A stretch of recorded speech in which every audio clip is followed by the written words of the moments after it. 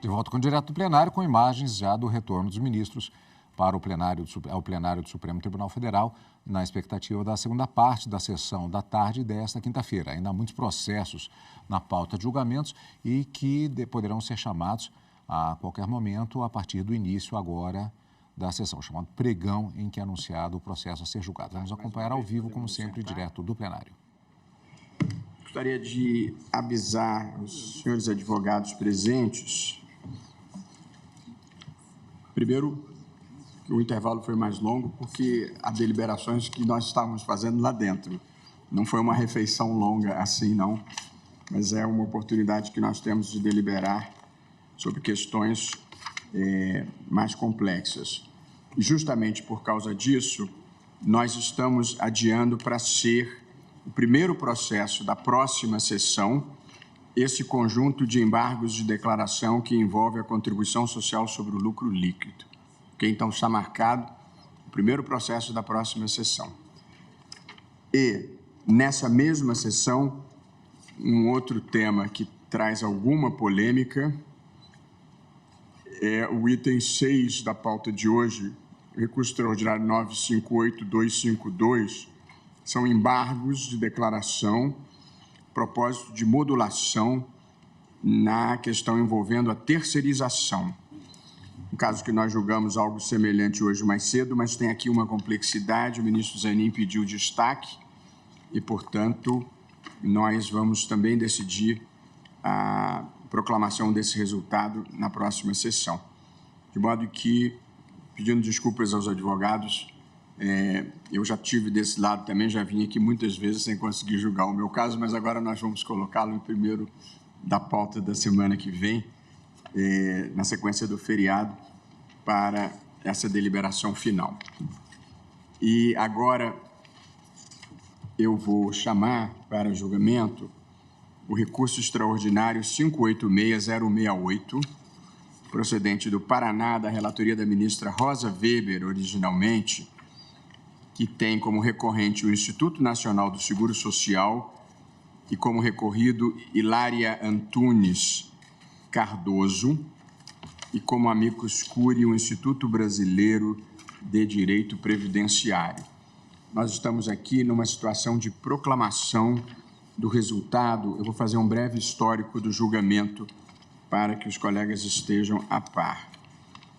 Na origem, a autora, que era uma pensionista do INSS, obteve sentença de mérito proferida no âmbito do Juizado Especial Federal, que reconheceu seu direito a ter o benefício de pensão por morte revisado nos termos da nova redação do artigo 75 da Lei 8.213 de 91. Não recebido o recurso inominado do INSS em razão da intempestividade, a sentença transitou em julgado em 2017, determinando-se à autarquia o seu cumprimento. Portanto, a pensionista havia recebido um benefício e o benefício transitou em julgado. Pouco depois, o Supremo decidiu que benefícios previdenciários concedidos antes da edição da Lei 9.032 de 95 não poderiam ser revisados com respaldo nos índices de reajuste nela previstos. Uma decisão em recurso extraordinário da relatoria do ministro Gilmar Mendes. Diante dessa decisão do Supremo, o INSS suscitou, na primeira instância, por petição, a aplicação do artigo 741, parágrafo único do CPC, com o objetivo de reconhecer a inconstitucionalidade da coisa julgada formada. Portanto, posteriormente à formação da coisa julgada em favor da pensionista, o Supremo entendeu que era inconstitucional aquela revisão que beneficiou a segurada. O pedido nesta petição do INSS foi indeferido. O INSS recorreu à turma recursal, que conheceu da petição como mandado de segurança e rejeitou o pedido sob o argumento de que, aspas, ainda que o artigo 741, parágrafo único, fosse aplicável em sede de juizados especiais federais, a regra somente poderia incidir sobre os títulos judiciais formados após a manifestação do Supremo Tribunal Federal. Portanto, aqui é uma discussão se a declaração de inconstitucionalidade do Supremo pode ou não retroagir para afetar coisas julgadas que se formaram anteriormente. Na sessão virtual de 9 a 16 de junho de 2023, o julgamento de mérito foi concluído. O tribunal, por maioria, deu provimento ao recurso extraordinário para aplicar o artigo 741, parágrafo único, do Código de Processo Civil de 73, cuja norma foi reproduzida no 535, parágrafo 8 do novo Código.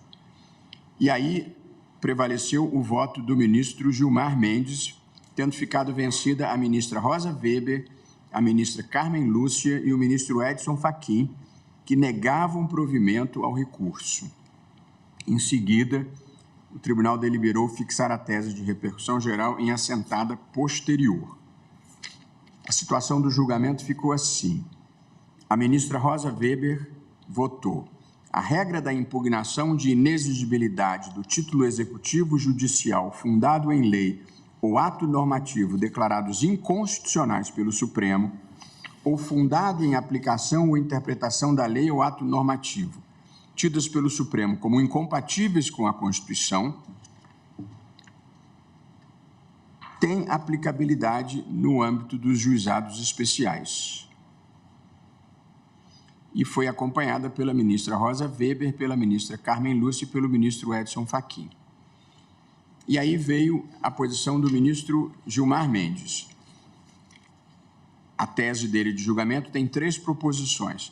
É possível aplicar o artigo 741, parágrafo único do CPC, aos feitos submetidos ao procedimento sumaríssimo, desde que o trânsito em julgado da fase de conhecimento seja posterior a 27 de 8 de 2001.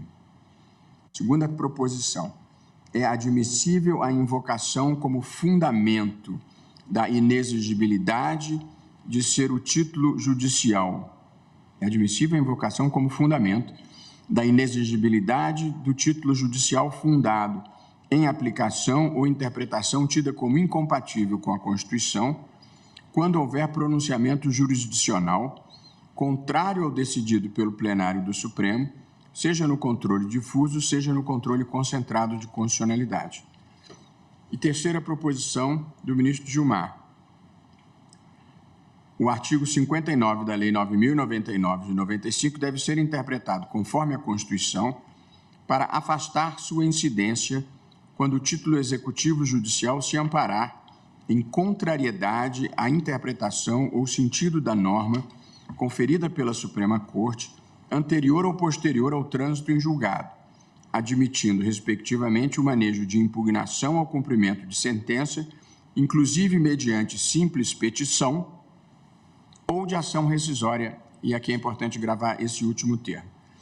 E aí tem a minha proposta de tese, e 3 votos teve essa proposta, ministro Gilmar, ministro Alexandre e ministro Toffoli.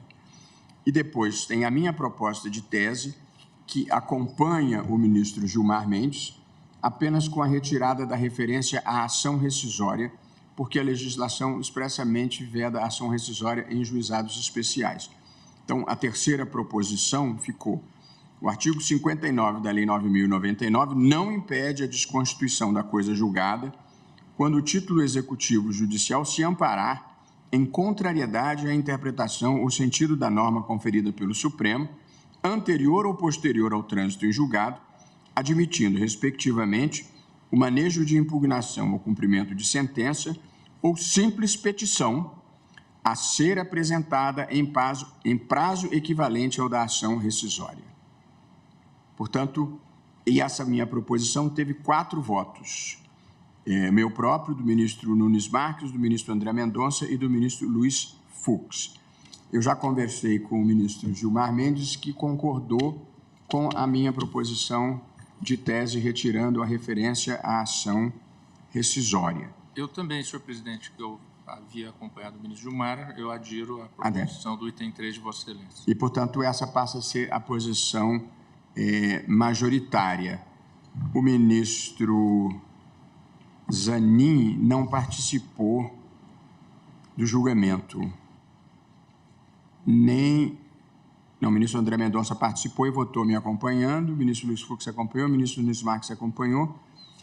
Por que eu acho que Vossa Excelência não estava ainda no tribunal quando deliberamos isso, ministro Zanin? Exato. Eu acho que na questão da tese, talvez, eu acho que se deliberar... Poderia votar? Acho que temos entendido dessa forma. Vossa Excelência está de acordo? Estou de acordo, senhor presidente. Presidente, eu queria só um esclarecimento. No meu modo de ver, evidentemente que a matéria já foi sedimentada, porque o ministro Gilmar, a quem eu acompanharia, retirou essa expressão. Mas Vossa Excelência faz constar que essa petição deverá ser apresentada no prazo da ação rescisória, que quer dizer, no biênio previsto para a ação rescisória, a partir do trânsito julgado da decisão. É isso. É isso. É isso. É isso. Está bem, porque, na verdade, eu até conversava com o ministro Fachin, que a lei, ela prevê que não cabe ação rescisória nos juizados especiais no contexto das ações julgadas nos juizados especiais. São causas de pequena complexidade. Mas ela não prevê, para efeito, por exemplo, de uma declaração de constitucionalidade. Ela nem chegou a esse ponto. E é muito mais forte esse argumento. Uma declaração de constitucionalidade pode ficar submetida a essa proibição do artigo de que... Então, eu admitiria ação rescisória. Mas se o ministro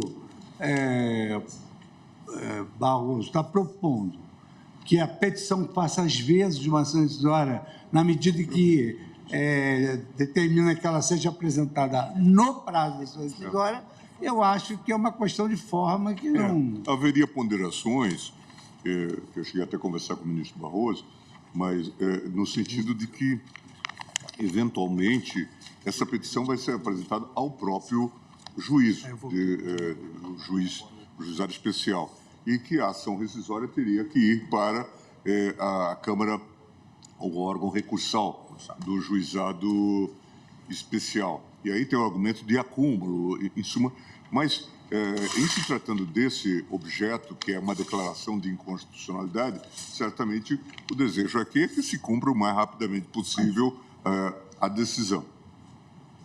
Ok. Então, vou proclamar... Pois não, ministro Fachin. Presidente, apenas para reiterar o registro que Vossa Excelência já fez, a tese, tal como agora formulada, parece-me contemplar a compreensão majoritária. Nada obstante, nós, em companhia da ministra Carmen Lúcia e acompanhando o ministro Rosa Weber, havíamos seguido uma outra percepção, mas, de qualquer modo, a tese ela é representativa da compreensão majoritária do colegiado. Proclama, então. Presidente, eu não votei ainda. Já votei? Não, eu tinha votado com o ministro Gilmar, mas eu fui informado. Sim, fizemos eu acompanhei ele já. Por isso que não dá para acompanhar o ministro Gilmar, ele muda. Então eu acompanho o reajuste do ministro Gilmar agora. Tudo bem. O ministro Gilmar reajustado. Proclama, então, o resultado. Temos assumido a sua ausência. O tribunal, por maioria, apreciando o tema 100 da repercussão geral, deu provimento ao recurso extraordinário e fixou a tese nos termos aprovados pela maioria. Nos termos da tese aprovada por unanimidade. Eu tinha só, presidente, mas isso a gente vai discutir também em outro momento. O ministro Fux até... O termo acó, né? Hein? O termo acó da contagem. Não, é que em relação ao parágrafo 8º do artigo 535, que abre realmente uma porta enorme para discussão, porque depois da declaração de inconstitucionalidade abre-se o prazo da rescisória, mas, em suma, eu acho que nós discutimos isso. Mas nesse desembarque de declaração, eu proponho, ministro Gilmar, que, de acordo com o seu próprio entendimento, que aqui mesmo, embarque de declaração do controle difuso, incidente, entretanto, a gente declara a inconstitucionalidade de um artigo que diz que, uma vez declarada a inconstitucionalidade, se pode rescindir todos os processos. Imagina, 20 anos depois declara a inconstitucionalidade e vai rescindir... Mas essa é a questão que o ministro Gilmar levantou. Olha o que diz o 535, parágrafo 8º. Se a decisão referida no parágrafo 5 for proferida após o trânsito em julgado da decisão exequenda, Caberá ação rescisória cujo prazo será contado do trânsito em julgado da decisão proferida pelo Supremo Tribunal Federal. Portanto, o prazo, em vez de ser os 2 anos da rescisória, Pode ser 20 anos. o prazo, em vez nesse dispositivo que a Excelência mencionou, em vez de ser os 2 anos da rescisória tradicional, ele se prolonga no tempo para o termo acós ser o momento da declaração de inconstitucionalidade. Então, se a declaração de inconstitucionalidade for 5, 6 anos depois, o prazo de 2 anos da rescisória começa a contar daí. O fundamento razoável para legitimar esse artigo, esse dispositivo, antes da declaração de inconstitucionalidade, você não tinha o fundamento para rescindir. A preocupação do ministro Gilmar você, anos depois de uma situação consolidada, poder revê-la. Portanto, são duas considerações importantes. Até porque, presidente, pela ordem, até porque você pode impugnar a execução da decisão baseado na declaração de constitucionalidade. Ou seja, você pode dizer, na execução de sentença, olha, a sentença se baseou numa lei que foi declarada inconstitucional pelo Supremo. E nesse período do biênio, agora, anos depois... Mas é o que diz o dispositivo. Pois é, mas aí a nossa proposta é declarar a inconstitucionalidade ou dar uma interpretação conforme. Acho que essa é uma discussão que merece uma sessão. Tem algum caso específico discutindo isso? Não tenho. No meu embargos eu trago um dos capítulos, você me falou que os embargos estão muito longos, é porque eu trago num dos capítulos exatamente para a gente abreviar. O ministro Gilmar tem um caso em que ele é relator exatamente para declarar a inconstitucionalidade desse artigo. Aí a gente já, dos embargos de declaração, termina com isso. Eu estou numa campanha por votos mais abreviados, entendeu? Não tenha dúvida, meus votos são abreviados. Só que nesse caso eu tive que... Só que nesse caso eu tive que... Às vezes as questões são complexas, não você pode passar de passagem, não. Tá bem. Bom, mas então, oportunamente, vamos discutir, mas eu acho que é uma discussão importante e com argumentos relevantes para um lado e para o outro, para nós refletirmos. Nós temos um caso... Presidente, eu tenho de me ausentar rapidamente, só para atender o governador do Estado de São Paulo. Eu creio, ministro Fux, deixa eu só... Não, eu sei, mas eu quero ver quantas sustentações tem. Esse aqui. Ministro Alexandre, eita. Desista de você mesmo. Doutor José Imar está presente? Um momentinho, doutor. Doutora Grace Mendonça. Não?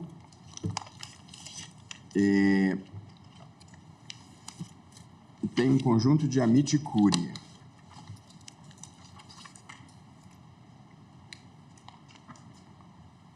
Acho que não é realista. A doutora Ana Borges de Coelho Santos também vai falar. Eu acho que não é realista nós chamarmos esse processo na data de hoje. Eu vou zelar, doutor José Imar, para marcá-lo para breve e no início de uma pauta para não haver a situação de comparecerem e não poderem sustentar uma próxima vez. Ok? Então, vamos fazer dessa forma. Eu acho que funcionará melhor.